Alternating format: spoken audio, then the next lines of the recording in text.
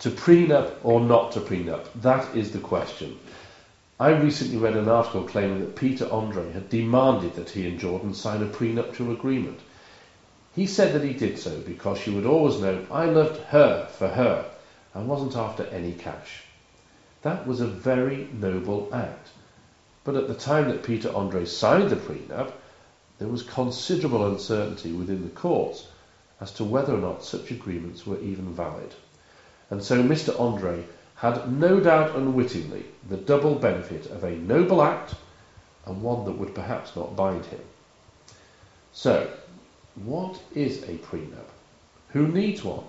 Are they just for the rich and famous? Should you have one? Well, last week, in the House of Lords, in the case of Radmacher and Granatino, the law lords dispelled some of the uncertainty in this controversial and complex area of law.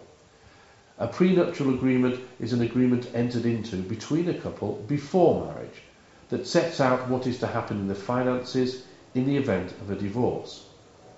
The agreement is not necessarily legally binding, whereas previously the family courts did not recognise the validity of a prenuptial agreement at all.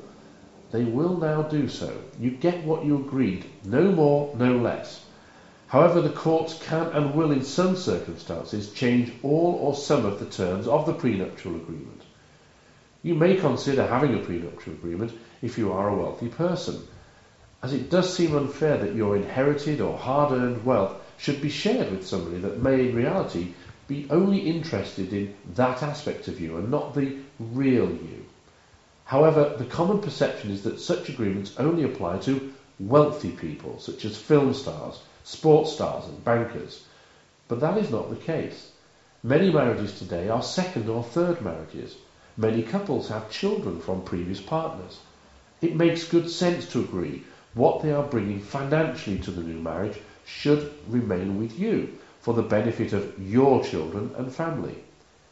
On balance, I think prenups are a good idea, provided they are well thought out and well drafted. They are unlikely to be binding unless you have taken independent legal advice. There are agreements for and against prenuptial agreements. Agreements in favour include prenups confirm that someone is marrying for love, not money. The existence of such an agreement means that whatever happens after marriage is perhaps not motivated by money. When a couple are entering into a second marriage, then a prenup can help protect the interests of the existing children. Prenups do create certainty and help reduce cost in the event of divorce. If you have a prenup, there is a good chance it will be binding. You can always agree to tear it up.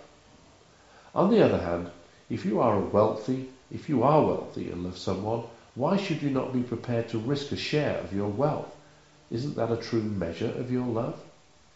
Circumstances change. When couples marry, they may be in good health and not have any children. If children come along, or physical or mental health strikes, the terms of a prenuptial agreement may no longer be applicable. Entering into financial negotiations on the question of what happens in the event of divorce does perhaps imply an acceptance of impending doom, but lawyers can do this for you. On balance, as I said, I would advocate a prenup. Thank you.